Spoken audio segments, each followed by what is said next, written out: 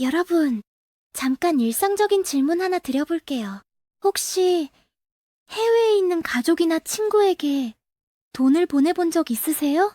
요즘은 워킹홀리데이를 가거나 유학을 가거나 해외에서 일하시는 분들이 정말 많잖아요. 그분들이 한국에 돈을 보내거나 반대로 한국에서 해외로 돈을 보낼 때 공통적으로 겪는 불편함이 있습니다. 수수료가 생각보다 많이 나온다는 것. 그리고 돈이 도착하기까지 하루에서 길면 사흘씩 걸린다는 겁니다. 이게 왜 그럴까요? 사실 이건 기술의 문제가 아닙니다. 카카오톡 메시지는 지구 반대편에 0.1초 만에 도착하는데 왜 돈은 사흘이 걸릴까요? 이유는 단순합니다. 지금 우리가 쓰는 국제금융 시스템이 수십 년 전에 만들어진 낡은 구조 위에서 돌아가고 있기 때문입니다. 내 돈이 한국 은행에서 출발해서 중간에 여러 나라의 중개은행을 거치고 각각 다른 통화로 환전되고 각 나라의 영업시간을 맞춰가며 단계별로 이동하다 보니 시간이 걸릴 수밖에 없어요. 그 과정마다 수수료도 붙고요. 국제금융 시스템의 이 낡은 문제를 처음부터 해결하겠다는 목표로 만들어진 회사가 있습니다. 바로 리플. 그리고 그 회사의 디지털 자산인 XRP입니다. 오늘 이 영상에서 저는 리플과 XRP를 둘러싸고 지금 실제로 어떤 변화가 일어나고 있는지를 초보자 눈높이에서 차근차근 정리해드리려고 합니다. 코인 투자를 한 번도 해본 적 없으신 분도, 경제 뉴스는 보지만 암호화폐는 낯선 분도 이 영상 하나로 큰 그림이 잡히실 겁니다. 그런데 시작하기 전에 한 가지 먼저 말씀드릴게요. 인터넷에서 리플 관련 영상을 찾아보시면 30달러 간다, 100달러 간다, 월과 고래들이 몰래 쓸어 담고 있다 같은 자극적인 제목들을 정말 많이 보실 겁니다. 저도 그런 자료들을 많이 접했어요. 그런데 솔직하게 말씀드리면 그 내용들 중에는 출처가 불분명하거나 과장된 주장들이 섞여 있는 경우가 꽤 있습니다. 저는 오늘 그런 방식으로 이야기하지 않을 겁니다. 확인된 사실은 사실대로, 불확실한 전망은 전망으로, 리스크는 리스크대로 균형 있게 말씀드리겠습니다. 그게 여러분께 진짜 도움이 되는 방식이라고 생각하거든요. 자, 그럼 시작해볼까요? 리플이 만들어진 건 2012년입니다. 설립 초기부터 목표는 명확했어요. 국제 송금을 지금보다 훨씬 빠르고 훨씬 저렴하게 만들자. 구체적으로는 3초에서 5초 안에 건당 수수료 1원도 안 되는 비용으로 전 세계 어디로든 돈을 보낼 수 있게 하겠다는 거였습니다.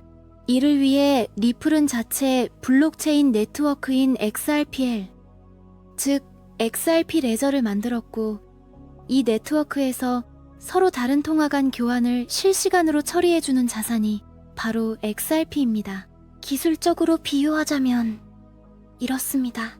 기존 국제 송금 시스템이 우편물처럼 여러 중간 경유지를 거쳐 며칠 걸려 도착하는 방식이라면 리플의 네트워크는 광섬유 인터넷처럼 출발지에서 목적지까지 거의 직선으로 수초 안에 연결하는 방식입니다. 그런데 이렇게 좋은 기술을 가진 리플이 왜 오랫동안 논란 많은 코인으로 불렸을까요? 바로 미국 증권거래위원회 SEC와의 소송 때문입니다. 2020년 12월 SEC는 리플을 상대로 소송을 제기했습니다. 리플이 XRP를 증권으로 등록하지 않고 불법으로 판매했다는 내용이었어요. 이 소송은 단순히 리플 하나의 문제가 아니었습니다. 암호화폐가 미국에서 증권으로 분류될지 아니면 상품이나 통화로 분류될지 그 법적 경계를 결정짓는 선례가 되는 싸움이었거든요. 소송 직후 XRP 가격은 급락했고 미국의 주요 거래소들이 줄줄이 XRP 거래를 중단했습니다. 그로부터 약 5년, 이 길고 긴 법정 싸움이 2025년에 마침내 마무리됩니다. 어떻게 끝났는지, 그 결론이 무엇을 의미하는지, 그리고 그 이후 리플을 둘러싼 제도권의 움직임이 어떻게 전개되고 있는지 지금부터 하나씩 풀어드리겠습니다.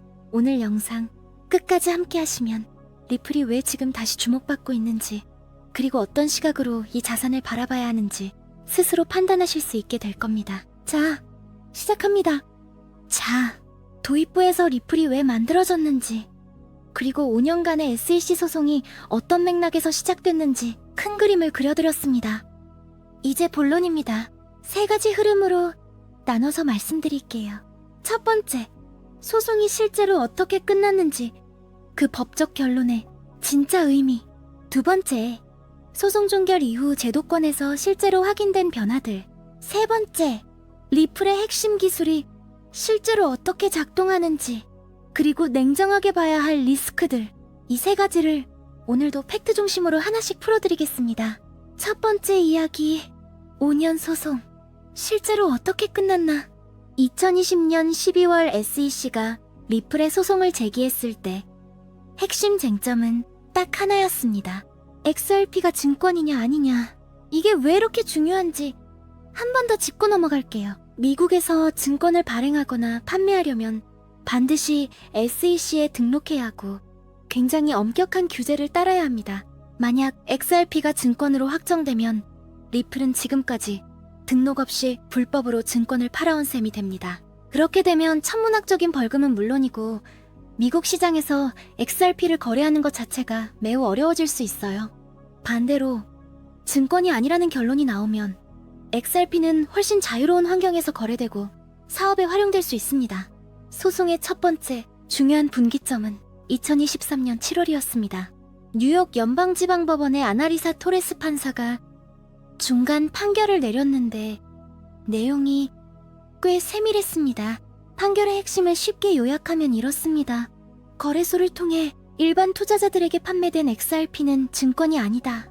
하지만 리플이 기관 투자자들을 상대로 직접 판매한 계약은 증권법을 위반했다.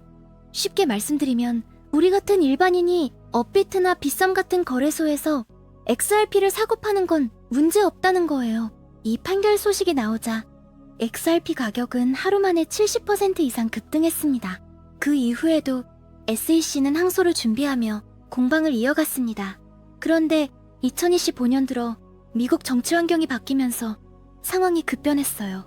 트럼프 이기 행정부가 출범하면서 암호화폐 우호적인 기조의 폴 애킨스가 SEC 위원장으로 취임했고 SEC는 리플을 포함한 여러 암호화폐 기업들과의 소송을 잇따라 정리하는 방향으로 선회했습니다. 그 결과 2025년 5월 리플과 SEC는 최종 합의에 도달했습니다. 리플은 1억 2, 500만 달러의 민사 벌금을 납부하기로 했고 양측은 모든 항소를 철회했습니다. 그리고 2025년 8월 미국 제2순회 항소법원이 이 합의를 공식 확정하면서 2020년부터 이어진 소송이 완전히 종결됐습니다. SEC가 처음에 요구했던 벌금이 약 20억 달러였다는 점을 생각하면 최종 합의액인 1억이 500만 달러는 리플 입장에서 상당히 유리한 결론이었습니다. 이 결론이 갖는 의미를 정확히 이해하는 게 중요합니다. 거래소를 통한 일반 투자자 대상 XRP 판매는 증권이 아니라는 토레스 판사의 핵심 판결은 그대로 법적 선례로 남았습니다. 이제 미국에서 XRP는 더 이상 소송 중인 불확실한 자산이 아닙니다.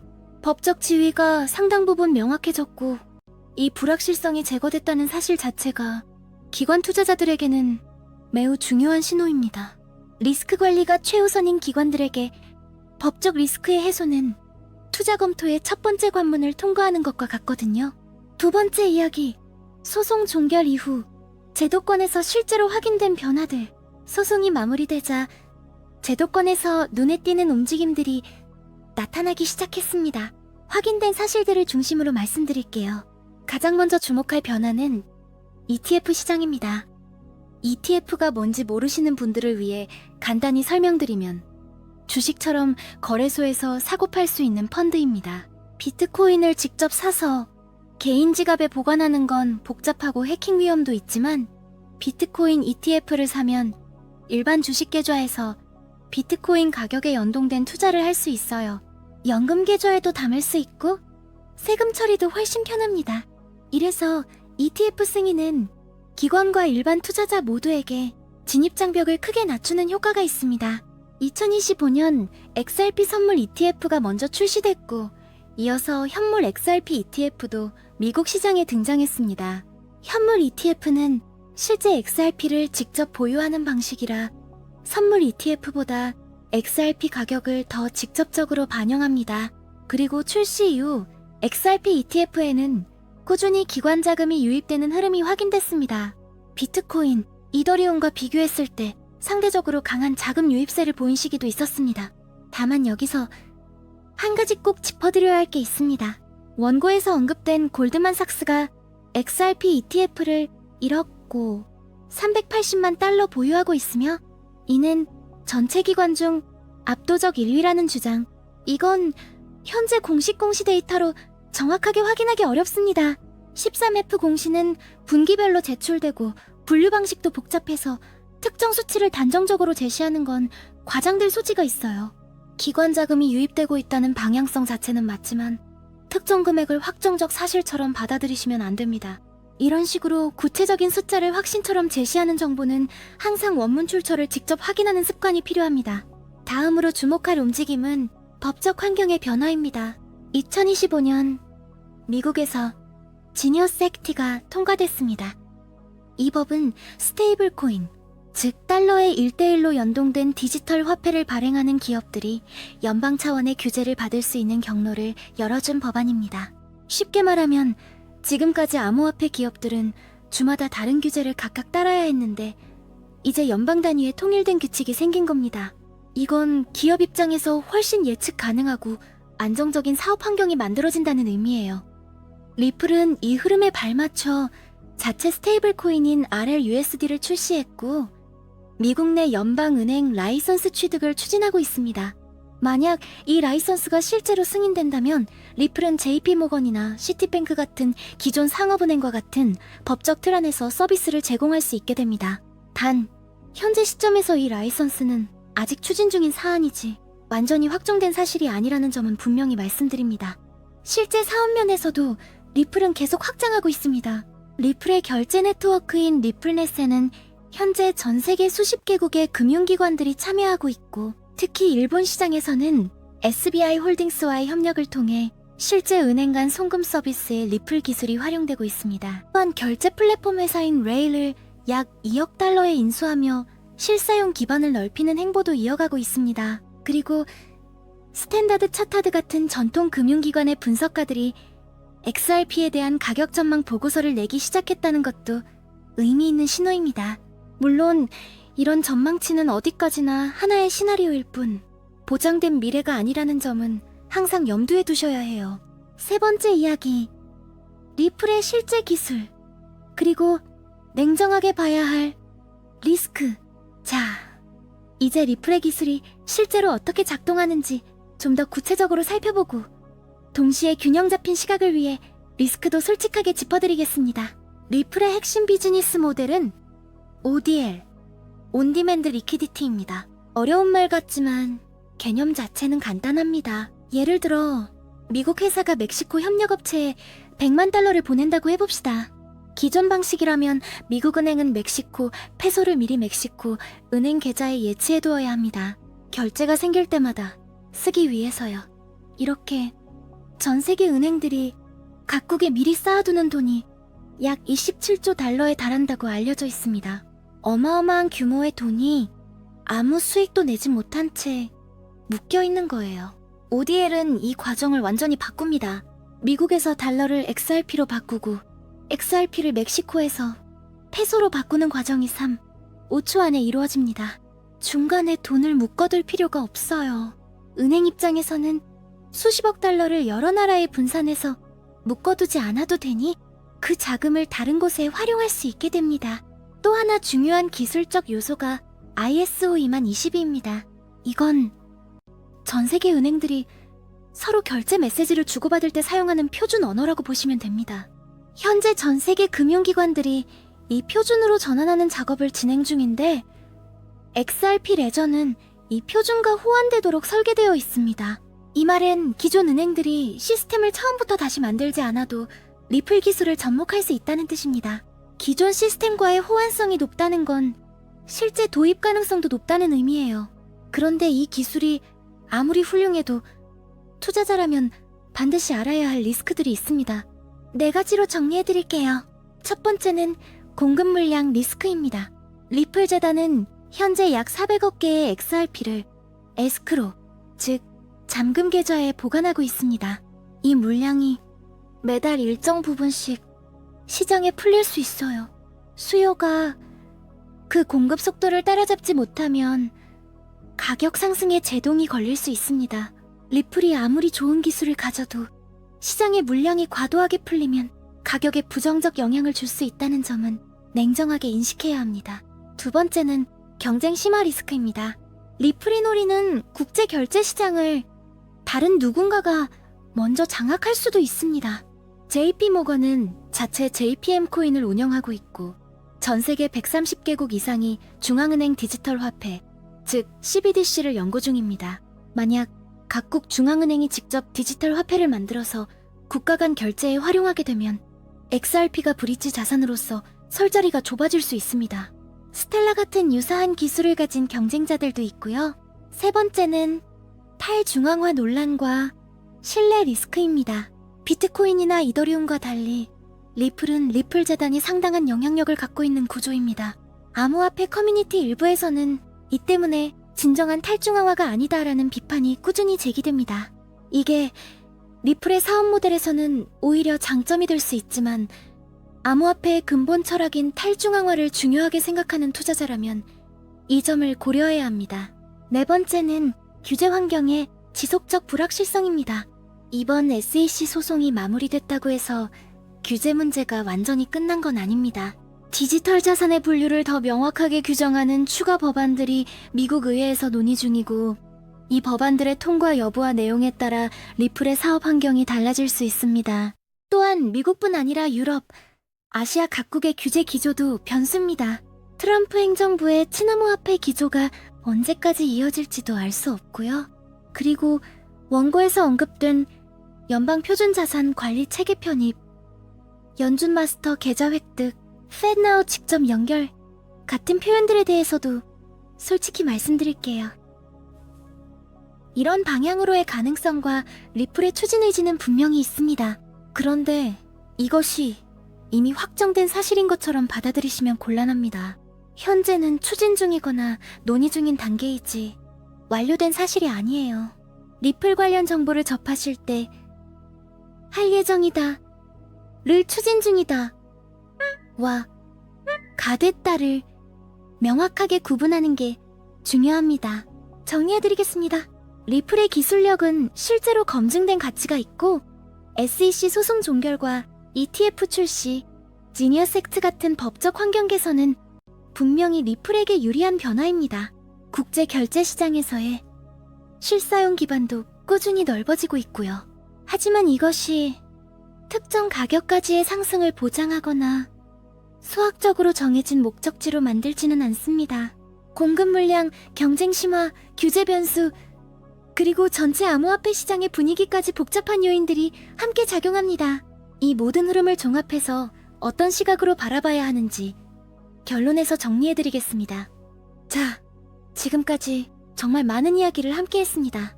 도입부에서는 국제 송금 시스템이 왜 이렇게 느리고 비싼지, 그리고 리플이 처음부터 어떤 문제를 해결하려고 만들어진 회사인지 말씀드렸죠.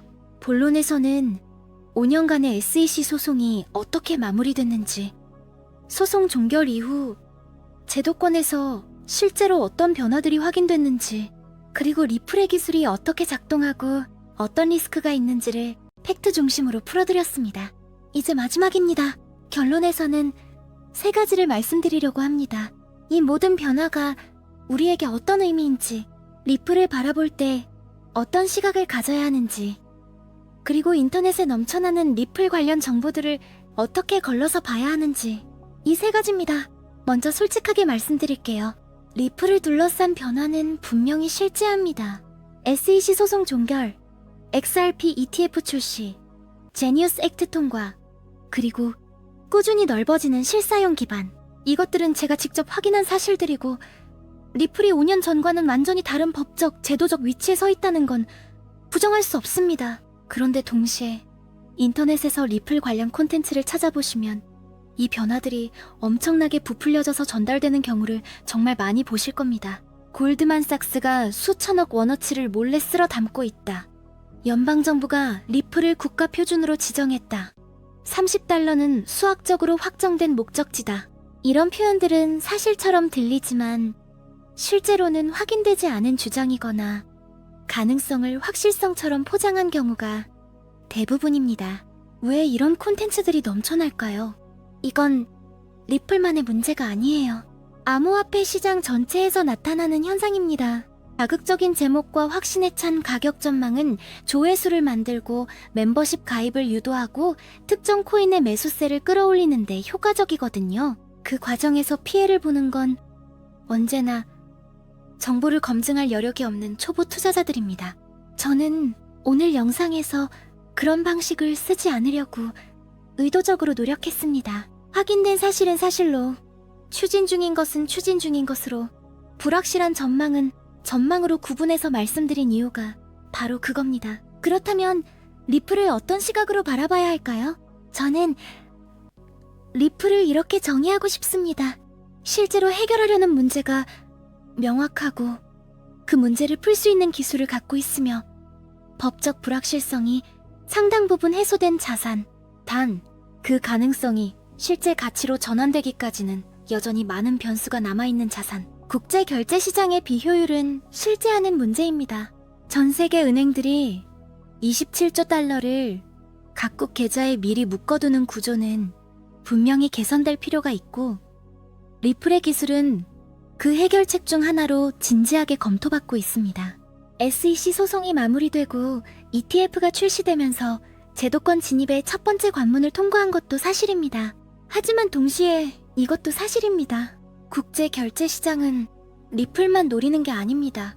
각국 중앙은행의 CBDC, JP모건의 자체 블록체인, 그리고 수십 개의 경쟁 프로젝트들이 같은 시장을 겨냥하고 있어요. 리플 재단이 보유한 수백억 개의 XRP 물량은 언제든 시장에 나올 수 있는 잠재적 공급 압력입니다. 그리고 아무리 좋은 기술도 실제로 대규모 은행들이 채택해서 사용하기까지는 생각보다 훨씬 긴 시간이 걸리는 게 현실입니다. 한 가지 현실적인 예를 들어드릴게요. 인터넷이 처음 나왔을 때를 생각해보세요.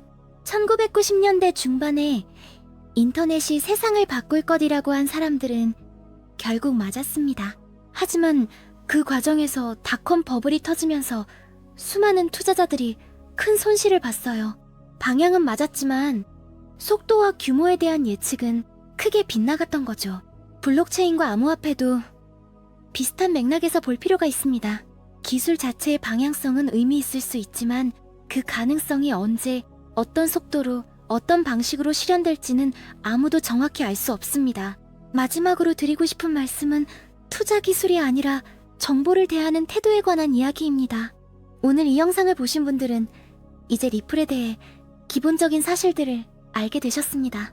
기술이 무엇인지, 소송이 어떻게 끝났는지, 제도권에서 어떤 변화가 있었는지, 그리고 어떤 리스크가 있는지까지요. 오늘 영상 처음부터 끝까지 함께 해주신 분들 정말 감사합니다. 자극적인 제목 없이 확인된 사실 중심으로 이야기하는 게 처음에는 덜 흥미롭게 느껴지실 수도 있다는 걸 압니다. 하지만 결국 여러분의 돈을 지키는 건 과장된 희망이 아니라 정확한 정보입니다. 앞으로도 그런 방식으로 여러분 곁에 있겠습니다. 다음 영상에서 또 만나요. 감사합니다.